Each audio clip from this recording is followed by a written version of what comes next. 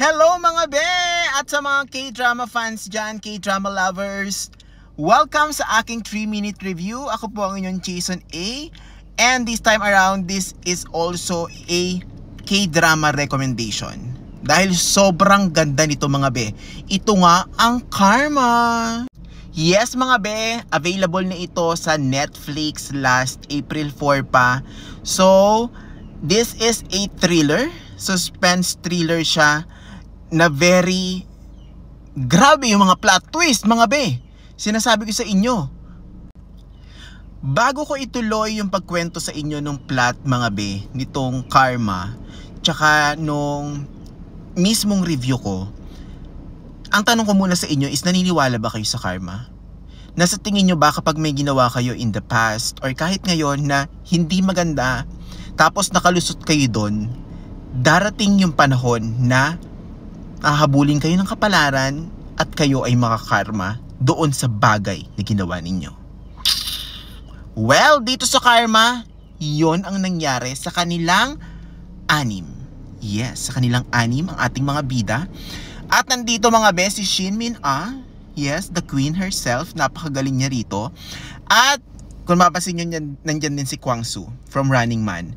And very familiar character actors na sobrang gagaling umarte. Well, pagdating sa pag-arte, check na itong Karma. Pero pagdating sa story mga be, doon siya talaga super duper 2 thumbs up, big check para sa akin. Oo, grabe yung story, very twisted. Twist after twist after twist sa bawat episode. No, ay, ganun pala yung patutunguhan nito. Ganun yung magiging reaction nyo mga be. Pagdating kasi sa story niya, magsisimula ito actually dito sa baba kay kuya na maraming utang. Oo, marami siyang utang. Tapos malalaman niya na yung tatay niya merong insurance. So ipapapatay niya yung tatay niya. The best, di ba? Dito kay kuyan to. Ipapapatay niya. In-chick siya, half Korean, half Chinese. Tapos connected pala dito kay kuyang to. Oo, na sobrang sama. Nagigigil ako sa kanya. Na ang kaibigan niya, si ate girl, ay scammer pala. Ini-scam nila tong doktor na to. Si Kwang Soo.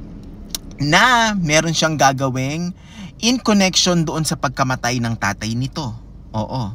Tapos may ma-hospital, mapupunta kay Shin Min Ah na isang doktor na merong malagim na nakaraan. Ganon, naintindihan nyo ba mga be?